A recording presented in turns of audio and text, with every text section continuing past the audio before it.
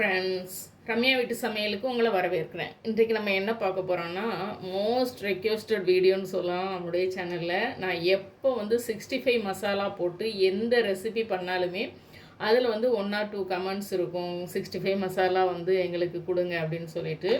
இன்றைக்கு நான் 65 மசாலா தான் பண்ண போகிறேன். அதுக்கு தேவையான பொருள் பார்த்திங்கன்னா இந்த 3 பொருள் தான் நமக்கு தேவை. சுக்கு, கிராம்பு, பட்டை. நான் அரைக்க போகிற மசாலா அளவுன்னு பார்த்திங்கன்னா ஒரு 1/2 கிலோ மசாலா அரைக்க போகிறேன். 1/2 கிலோ மசாலாவுக்கு நான் எடுத்துருக்கிறது பார்த்திங்கன்னா ஒரு 100 கிராம் சுக்கு எடுத்திருக்கேன். நச்சு எடுத்து வச்சுருக்கிறேன். நல்ல சுக்காக இருக்கணும், நல்ல மாவு சுக்காக இருக்கணும். சுக்கு ரொம்ப முக்கியம். ரொம்ப நாராக எடுக்காதீங்க, நல்ல மாவு சுக்காக எடுத்துக்கோங்க. சூப்பராக இருக்கும்.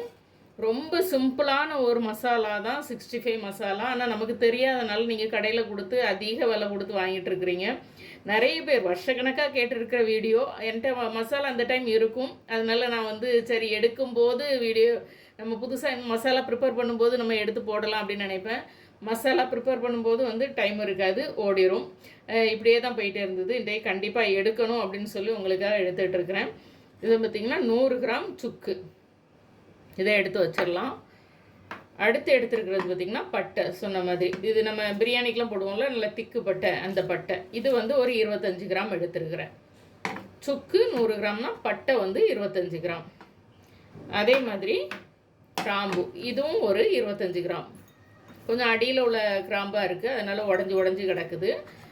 நான் எப்போவுமே மசாலா அரைக்கும் போது அடியில் உள்ள மசாலாவெல்லாம் எடுத்துப்பேன். ஏன்னா இந்த தூளாக இருக்குது, நம்ம இதுலேயும் போட முடியாது. அதனால் மசாலா ப்ரிப்பரேஷனுக்கு எடுத்துப்பேன்.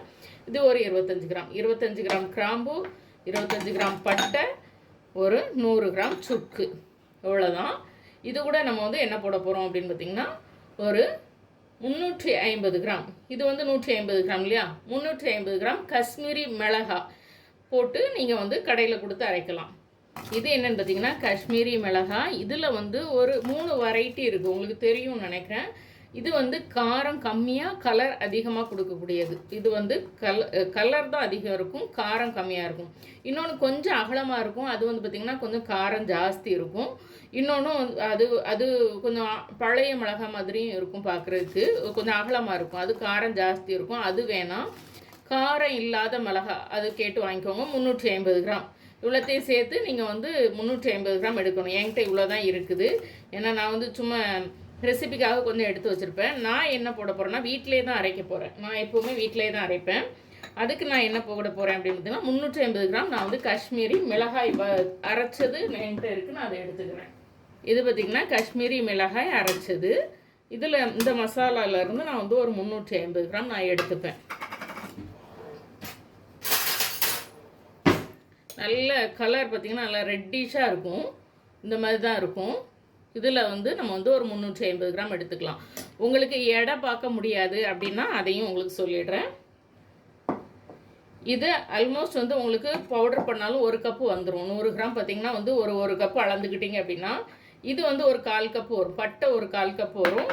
இதுவும் ஒரு 1/4 கப்பு வரும். பவுடர் பண்ணிங்கன்னா ஒரு 2 டேபிள் ஸ்பூன் வரும். இது ஒரு 2 டேபிள் ஸ்பூன், இது ஒரு 2 டேபிள் ஸ்பூன் அல்லது 3 டேபிள் ஸ்பூன் அவ்வளோதான் வரும். உங்களுக்கு தனித்தனியாக பவுடர் பண்ணோம் அப்படின்னா அந்த அளவுக்கு தான். இப்போ நம்ம நான் என்ன பண்ண போகிறேன், இந்த கப்புக்கு ஒரு 3 கப்புக்கு நான் எடுத்துக்க போகிறேன். 3 கப்புக்கு நம்ம காஷ்மீரி மிளகாய் எடுத்துக்கலாம். 1 கப்பு எடுத்துருக்கிறேன். 3 கப்பு சேர்த்தனா 350 கிராம் வரும். 1 கப்பு பார்த்திங்கன்னா ஒரு 100 125 கிராம் அந்த மாதிரி வரும். 3 கப்பு 350 கிராம் 375 கிராம் வரும். கரெக்டாக இருக்கும். இப்போ நம்ம என்ன பண்ண போகிறோம், ஃபஸ்ட்டு மிளகா வத்தலை நம்ம இப்போ அரைச்சி பொடியாக தானே இருக்குது. வீட்டில் பண்ணும்போது நம்ம இந்த மாதிரி பண்ணிக்கலாம். நீங்கள் கடையில் கொடுக்குறீங்கன்னா மிளகாயே கொடுத்து அப்படியே அரைச்சிக்கலாம். இது எதுவுமே நம்ம வறுக்க தேவையில்லை. வேணால் கொஞ்சம் உங்களுக்கு ஈரமாக இருக்கிற மாதிரி இருந்ததுன்னா வெயிலில் கொஞ்சம் காய வச்சு எடுத்துக்கலாம், அவ்வளோதான். மற்றபடி இது எதுவுமே வறுக்க தேவையில்லை, பச்சையாக தான் கொடுத்து அரைக்கணும் இதுக்கு 65 மசாலாவுக்கு. இப்போ நம்ம பட்டை போட்டுக்கலாம். அப்புறம் சுக்கு, கிராம்பு, இது எல்லாத்தையும் நல்லா பொடி பண்ணி எடுத்துகிட்டு வந்துடலாம். ஏன்னா மசாலா நமக்கு ஆல்ரெடி பவுடராக தான் இருக்குது. நீங்கள் மிளகா வத்தலும் நீங்கள் இப்போ போடுறீங்கன்னா மிளகா வத்தல் நல்லா காய வச்சுட்டு போடுங்க. காஷ்மீரி மிளகாவை நீங்களே அரைக்கிறதா இருந்தால் நல்லா காய வச்சுட்டு அரைங்க, அப்போ தான் நல்லா பவுடர் ஆகும். இப்போ நம்ம இதை பொடி பண்ணிவிட்டு அது கூட மிளகா வத்தல் தூள் போட்டு நம்ம அரைக்க போகிறோம். காஷ்மீரி மிளகா வத்தல் தூள் போட்டு நம்ம அரைக்க போகிறோம். இங்கே பாருங்கள், நமக்கு பட்டை, கிராம்பு, பிறகு சுக்கு இது 3ம் அரைச்சிருக்கு. பார்த்திங்கன்னா கொஞ்சம் குறப்பாக தான் இருக்குது. இவ்வளோ தான் ஃபஸ்ட் ரவுண்ட் மிக்சியில் அரைப்பட்டிருக்கு. நம்ம இதை வந்து என்ன பண்ணலாம், இதில் தட்டிக்கலாம், பாத்திரத்தில் மாற்றிக்கலாம்.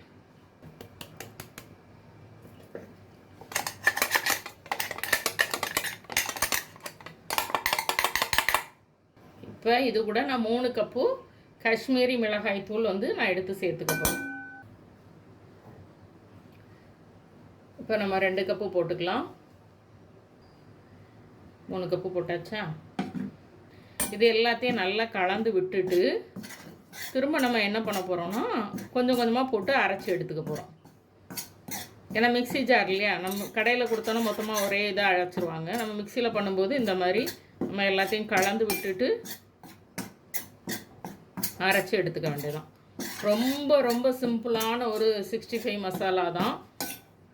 உங்கள்கிட்ட இருக்க கிராம்பு பட்டை காரத்தை பொறுத்து 5-10 கிராம் முன்ன பின்ன போட வேண்டியது இருக்கும். இது நல்ல காட்டமான பட்டை, நல்ல ஒரு குவாலிட்டியான ஒரு கிராம்பு அப்படின்றதுனால நான் வந்து அளவு கரெக்டாக சொல்லியிருக்கிறேன். ஒருவேளை வந்து உங்களுக்கு வந்து குவாலிட்டி கம்மியான பட்டை மனம் வரல அப்படின்னா கூட 5-10 கிராம் நீங்கள் வந்து சேர்த்துக்கோங்க. ஏன்னா சுக்கு ஓரளவுக்கு எல்லா இடத்துலையும் நல்லா சுக்கு கிடைக்கும். காஷ்மீரி மிளகாவும் நல்ல காஷ்மீரி மிளகாய் கிடைக்கும். இந்த பட்டை கிராம்பு மட்டும் உங்களுக்கு வந்து முன்ன பின்ன கிடைக்கிறதுக்கு சான்ஸ் இருக்குது. இப்போ நான் இதை வந்து திரும்ப எல்லாத்தையும் அரைச்சி எடுத்துட்டு நம்ம சளிச்சு எடுத்துக்க வேண்டியதான்.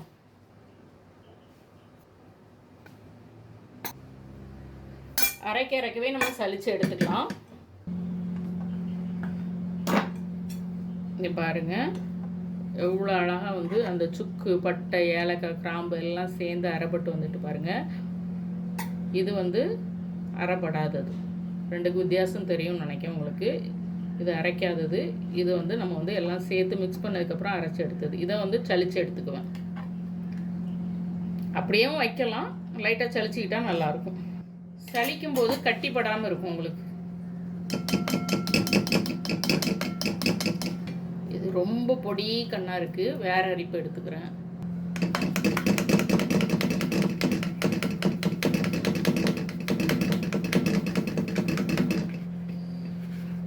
பார்த்தீங்கன்னா கொஞ்சம் இந்த மாதிரி இருக்கு பாருங்கள்.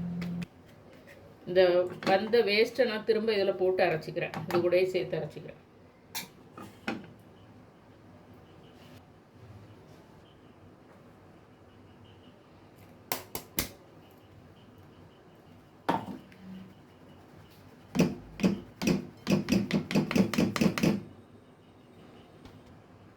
மொத்தத்தில் பார்த்திங்கன்னா இவ்வளோ தான் வேஸ்ட் வந்திருக்கு. நான் உங்களுக்கு தட்டில் கட்டி காமிக்கிறேன். நம்ம அரைச்சதில் இந்த பட்டை ஏலக்காய் கிராம்பில் உள்ள வேஸ்ட் பார்த்திங்கன்னா இவ்வளோ வந்திருக்கு. மற்றபடி நமக்கு மசாலா பர்ஃபெக்டாக ஒரு 1/2 கிலோ 65 மசாலா இது வரும் 6 மாதத்துக்கு. ஏன்னா ஒரு நேரம் 65க்கு நம்ம இவ்வளோ எடுப்போமா, 1/2 கிலோ சிக்கன் வாங்கினா இவ்வளோ தான் எடுப்போம். 6 மாதத்துக்கு தாராளமாக போதும். இதை எடுத்து இன்னும் கொஞ்சம் அந்த மிக்சியில் உள்ள சூடு இருக்கும்ல, ஒரு 1/2 மணி நேரம் கழித்து போட்டு ஆற வச்சிடலாம். அவ்வளோதான், சூப்பரான 65 மசாலா ரெடி. இப்போ நம்ம சிக்கன் எடுத்து வச்சுருக்கோம். 65 மசாலா பண்ணோம்ல, அந்த மசாலாவும் இங்கே தான் இருக்குது. இங்கே பாருங்கள், மசாலா இன்னும் எடுத்து வைக்கல, மசாலா இன்னும் ஆறலை, ஆறினதுக்கப்புறம் தான் எடுத்து வைப்பேன். இப்போ இதில் வந்து நம்ம எப்படி 65 இது ஒரு 200 கிராம் சிக்கன் இருக்கும். அதுக்கு நான் வந்து ஒரு 1.5 ஸ்பூன் அளவுக்கு நான் போட்டுக்கிறேன் மசாலா. கொஞ்சம் ஸ்பைஸியாக தான் பண்ண போகிறேன் இன்றைக்கி. சிந்தட்டிக் வினிகர் தான் எடுத்துருக்கிறேன் இன்றைக்கி. ஒரு 3/4 மூடி சேர்த்துக்கிறேன். சிக்கன் கம்மியாக தானே இருக்குது, சேர்த்துக்கிறேன். இதில் நான் இன்றைக்கி இஞ்சி பூண்டு பேஸ்ட்டு சேர்க்கலை. நான் தான் சொல்லுவேன், சுக்கு நான் நிறைய போடுறதுனால தான் எப்போவுமே இஞ்சி பூண்டு பேஸ்ட்டு அவாய்ட் பண்ணுவேன். போடனா ஒரு 1/4 டீஸ்பூன் போட்டுக்கலாம். இதுக்கு 2 ஸ்பூன் கார்ன்ஃப்ளவர், 1 ஸ்பூன் மைதா, உப்பு வந்து பிளாக் சால்ட் போட்டுக்கோங்க, இதுக்கு நல்லாயிருக்கும் 65க்கு. ஏன்னா அவங்க அதில் அந்த உப்பு தான் போட்டு அரைச்சி வச்சுருப்பாங்க. அவ்வளோதான். இப்போ இது எல்லாத்தையும் நம்ம கலந்துட்டு ஒரு 10 நிமிஷம் ஊற வச்சுட்டு அப்புறம் வந்து பொரிச்சிக்க வேண்டியதுதான். இப்போ மசாலா போட்டு வச்சாச்சு, ஒரு 10 நிமிஷம் நல்லா ஊறட்டும். ஊறினதும் நம்ம பொரிச்சிட வேண்டியதான். பொரிச்சிட்டு பிரியாணி, இன்றைக்கி என்ன பிரியாணி அப்படின்னு பார்த்திங்கன்னா அதையும் காமிக்கிறேன். சிக்கன் பிரியாணி வச்சேன், இதை எடுத்துருவோம். இது 10 நிமிஷம் ஊறட்டும். இங்கே பாருங்கள், இன்றைக்கி சிக்கன் பிரியாணி வச்சேன். பீஸ் எல்லாம் காலி ஆகிட்டு நம்ம பொரிச்சிட்டு சாப்பிட வேண்டியது. 2-3 பீஸ் தான் கிடக்குது. இந்த பார்த்தீங்களா, மத்தியானம் வச்சது. சரி, சாதம் நிறைய இருக்கனால கொஞ்சம் பொரிச்சிடலாம். வேலை நைட்டு வேறு ஒரு வேலையும் பண்ணலை. இப்போ நம்ம பொரிச்சிட்டு சாப்பிட வேண்டியதான்.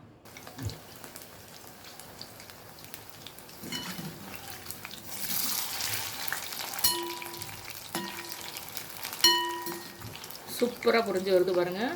வேறு எதுவுமே போடலை, அருமையாக இருக்கும். நீங்கள் கலர் வேணால் கொஞ்சம் கலர் போட்டுக்கலாம். நான் கலர்லாம் போட மாட்டேன், இந்த கலர்லேயே தான் சாப்பிடுவேன். சூப்பராக ஃப்ரை ஆகிடுச்சு. நம்ம எடுத்துட வேண்டியதுதான். இதெல்லாம் கொஞ்சம் பெரிய பீசஸாக இருக்கா, கொஞ்சம் பெரியது.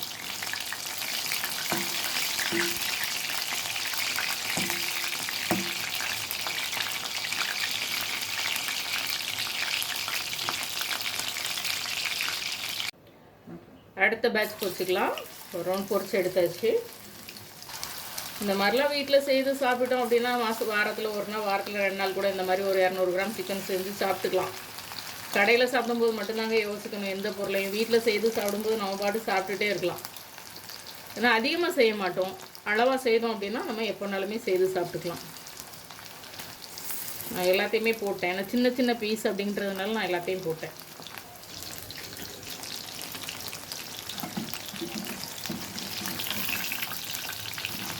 ஒட்டவே ஒட்டாதுங்க. இப்படி போடும்போது நம்ம இஞ்சி பூண்டு அதிகமாக போடும்போது ஒட்டும், சுக்கு போடும்போது அது ஒட்டவே ஒட்டாது. சூப்பராக இருக்கும். ட்ரை பண்ணி பாருங்கள். நிறைய பேர் விரும்பி கேட்குற மசாலா என்கிட்ட இது. அது ஃபேமிலிலையும் சரி, ஃப்ரெண்ட்ஸும் சரி.